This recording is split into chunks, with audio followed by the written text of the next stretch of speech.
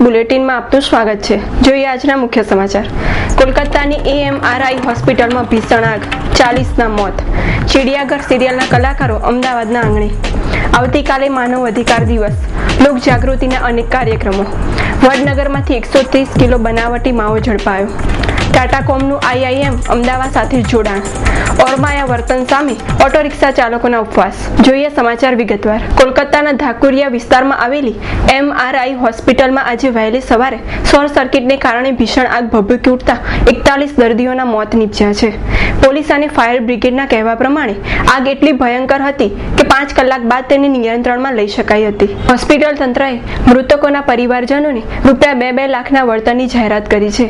પશ્ચિમ બંગાળના મુખ્યમંત્રી મમતા બેનર્જીએ ઘટના સ્થળની મુલાકાત લઈ મૃતકોના પરિવારોને સાંત્વના પાઠવી।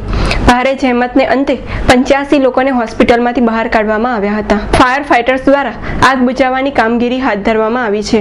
હોસ્પિટલ બેઝમેન્ટમાં પાર્કિંગની મંજૂરી આપવામાં આવી હતી, પરંતુ હોસ્પિટલના તંત્ર દ્વારા તેમાં જ્વલનશીલ પદાર્થો સંગ્રહવામાં આવ્યા હતા। સબ ટીવીની ચિડિયાઘર સિરિયલના કલાકાર પરેશ ગણાત્રા અને શિલ્પા શિંદે ગઈકાલે અમદાવાદની મુલાકાતે હતા। બંને સ્ટાર અમદાવાદમાં સિરિયલને લઈને રસપ્રદ ગોષ્ઠી માણી હતી। ચિડિયાઘર અજોડ કૌટુંબિક કોમેડી શો છે। તે દર્શકોને પેટ પકડાવીને હસાવશે। સિરિયલમાં પરેશ ગણાત્રા અને શિલ્પા શિંદે ઉપરાંત સુમિત અરોરા, રાજેન્દ્ર ગુપ્તા અને ડેબીના મુખર્જી પણ આગવા અંદાજમાં જોવા મળશે। પરેશ ગણાત્રાએ કહ્યું હતું કે ઘોટકનું પાત્ર ભજવવાનો ખૂબ આનંદ છે। હું જ્યારે અમદાવાદ આવું છું ત્યારે લો કોલેજ અને રાઇફલ ક્લબની મુલાકાત લેવાનું ચૂકતો નથી। અહીંની ખાણીપીણીની મજા મને આજે યાદ છે કે ભાઈ આપણા જો પૂર્વજો તો વાંદરા હતા, એ આપણે માની રહ્યા છે। આજે આપણું બિહેવિયર, આપણે કદાચ માણસ તરીકે શું કામ વધારે સક્સેસફુલ છીએ અને વધારે સારા ગણાય છે? કારણ કે આપણો બુદ્ધિ વિકાસ પ્રાણીઓ કરતાં વધારે સારો છે। આપણી સહનશક્તિ, આપણું વિચારસરણી, આપણો કલ્ચર એ બધું પ્રાણીઓ કરતાં બેટર છે। એટલે આપણે માણસ તરીકે આપણે પ્રાણીઓથી આગળ છીએ। પણ આજની તારીખમાં આપણે જે બિહેવ કરી રહ્યા છીએ એ પ્રાણીઓથી બદતર બિહેવ કરી રહ્યા છે। તો કહેવાનો આશય ખાલી એટલો જ છે કે ભાઈ માણસ છો, માણસ તરીકે રહો, માણસાઈ રાખો, લોકો પર પ્રેમ રાખો અને આનંદ કરો અને લોકોને આનંદ કરાવો। આ જ આશય સાથે આ ચિડિયાઘર સિરિયલ બનાવી અમદાવાદના દર્શકોને ચિડિયાઘરના ઘોટક કોયલ તરફથી ખૂબ શુભેચ્છાઓ। ચિડિયાઘર જોતા રહેજો। જ્યારે શિલ્પા શિંદે કહે છે કે હું કોમેડી સિરિયલ પ્રથમવાર કરી રહી છું। ખરેખર મને આ સિરિયલ કરવાની ખૂબ મજા આવી। અમદાવાદ જીવંત શહેર છે, અહીંથી ચાહકોનો પ્રેમ દરેક વખતે મળતો રહ્યો છે। मेरा रोल है कोयल का। मैं सोचती हूँ कि मैं कोयल जैसी गाती हूँ, बस लेकिन गाती नहीं हूँ वैसे। और मुझे सब लगता है कि घर में सबको लगता है कि मैं कोयल जैसी गाती हूँ, लेकिन मैं गाती तब अच्छा हूँ जब CD प्लेयर बजता है, और CD प्लेयर अटक जाता है तो मैं भी अटक जाती हूँ। तो इस तरह से बस लोगों को हंसाने की कोशिश की है छोटी छोटी चीज़ों में। सब टीवी पे और भी बहुत सारे प्रोग्राम्स आते हैं, सब तारक मेहता का उल्टा चश्मा वगैरह बहुत सारे ऐसे प्रोग्राम्स। इस सीरियल के अंदर खास ऐसा क्या है कि जिस तरह से आप लोगों को एंटरटेन करेंगे? सीरियल में खास कुछ अलग है ऐसा नहीं मैं बोल पाऊँगी, लेकिन इस तरह का सब्जेक्ट अभी तक नहीं आया जो कि चिड़ियाघर है, और चिड़ियाघर में हर एक इंसान के अंदर एक जानवर का कैरेक्टर, जानवर बसा हुआ होता है। ऐसे अभी तक आज तक कोई शो आया नहीं है, तो हमने अलग कुछ दिखाने की हम कोशिश कर रहे हैं, बस और कुछ नहीं। और वही अलग तरीके से दिखा के लोगों को हंसाए। मैं वही कहूँगी कि सबके सारे शोज़ ऑब्वियसली गुजरात में बहुत ज़्यादा पसंद करते हैं, तो मैं भी चाहती हूँ कि हमारा भी शो उतना ही पसंद करें। 10મી ડિસેમ્બરનો દિવસ સમગ્ર ભારતમાં માનવ અધિકાર દિન તરીકે ઉજવવામાં આવે છે, પરંતુ આજે ગુજરાતમાં ચાલતી વિકાસની વાતમાં માનવ ક્યાં છે? એવા અનેક પ્રશ્નોના જવાબો માંગવા માટે અને લોક પ્રશ્નોની ચર્ચા વિચારણા માટે આવતીકાલે અમદાવાદમાં રૂપાલી સિનેમાની સામે વિવિધ કાર્યક્રમો દ્વારા લોકજાગૃતિ લાવવાનો પ્રયાસ કરાશે। લોક સંમેલનમાં દેશમાં વ્યાપક ભ્રષ્ટાચાર અને લોક પ્રશ્નો ઉપર વક્તવ્ય કરવામાં આવશે।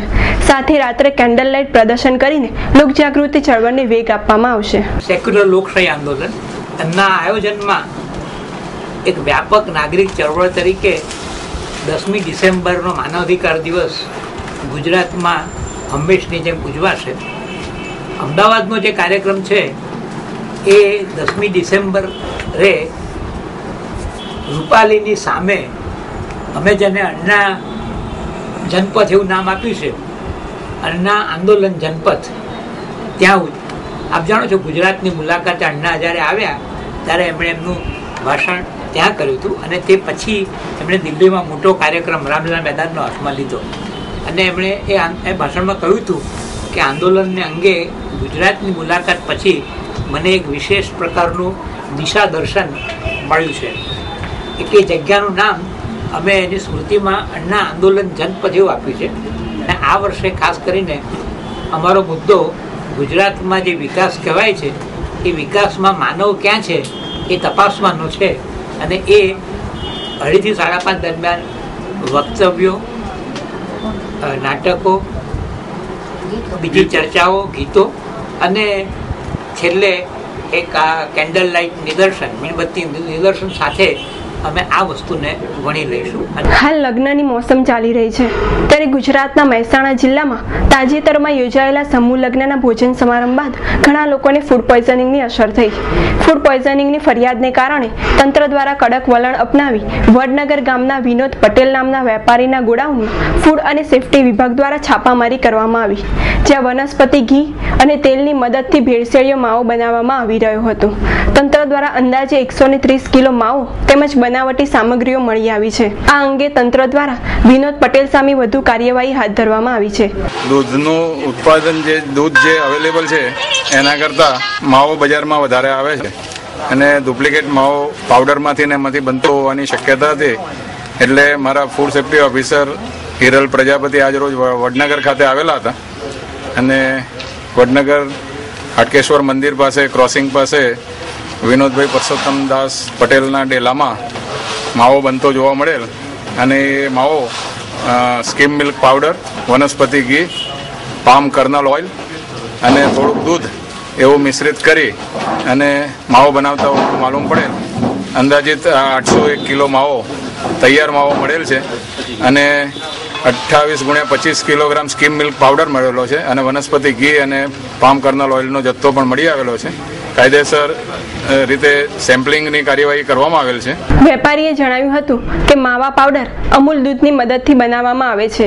આ કોઈ ખોટી રીત નથી. ચાની કિટલીઓ વાળા પણ મિલ્ક પાવડરની મદદથી જ દૂધ બનાવે છે.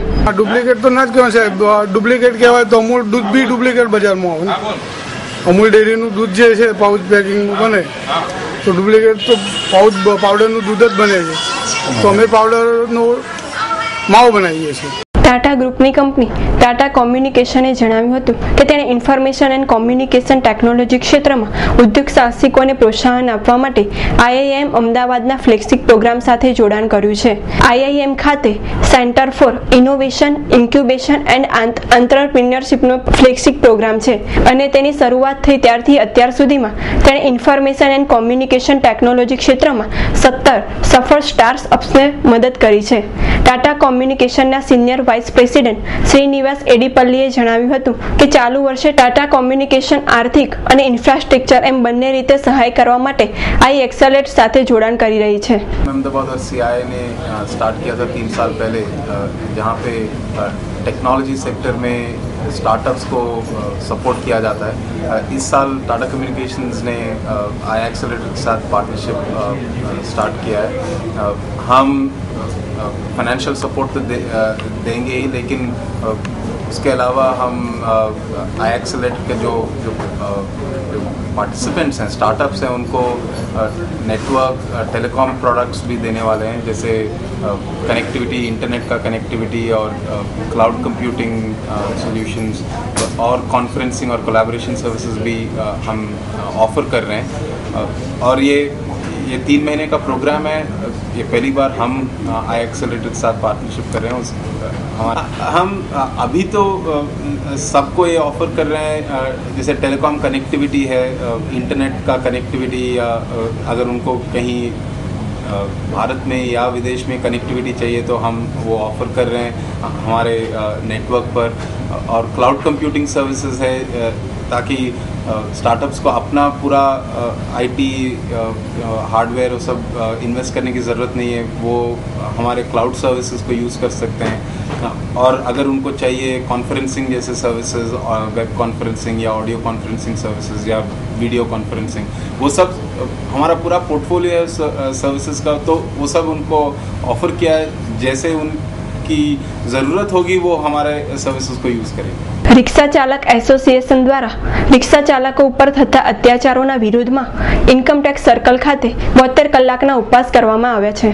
ઓટો રિક્ષા ચાલક સામે કરવામાં આવતું ઓરમાયું વર્તન તેમજ નવી ઓટો રિક્ષા પરમિટ બંધ કરવાની સાથે સાથે સીએનજી પરનો વેટ નાબૂદ કરવાની માંગણીઓ કરાઈ છે। સીએનજી કંપનીઓ મોટો ટેક્સ વસૂલ કરીને સરકાર દ્વારા તગડી કમાણી કરી લે છે, પરંતુ તેનો ભોગ રિક્ષા ચાલકો બને છે, જેથી ગરીબ રિક્ષા ચાલકો દ્વારા જો તેમની માંગણી સ્વીકારવામાં નહીં આવે તો આવનારી વિધાનસભાની ચૂંટણીમાં રિક્ષા ચાલક એસોસિએશન સંઘના 18 લાખ પરિવારો વિધાનસભાની ચૂંટણીનો બહિષ્કાર કરશે તેવી ચીમકી ઉચ્ચારવામાં આવી છે। અમારી જુદી માંગણીઓના સંદર્ભમાં અમે લગભગ 72 કલાકના ઉપવાસ પર ગઈકાલ બપોરે 12 વાગ્યાથી બેઠા છીએ અને અમારી માંગણીઓ જો સંતોષવામાં નહીં આવે તો અમે આગામી ચૂંટણીમાં વિધાનસભાની ચૂંટણીમાં બહિષ્કાર કરીશું। અમે તેમજ અમદાવાદ સહિત ગુજરાત રાજ્યના 18 લાખ રિક્ષા ચાલકો તથા તેના પરિવારજનો આવનારી ચૂંટણીનો બહિષ્કાર કરીશું। આપ નિહાળી રહ્યા હતા S live web channel news bulletin. નમસ્કાર।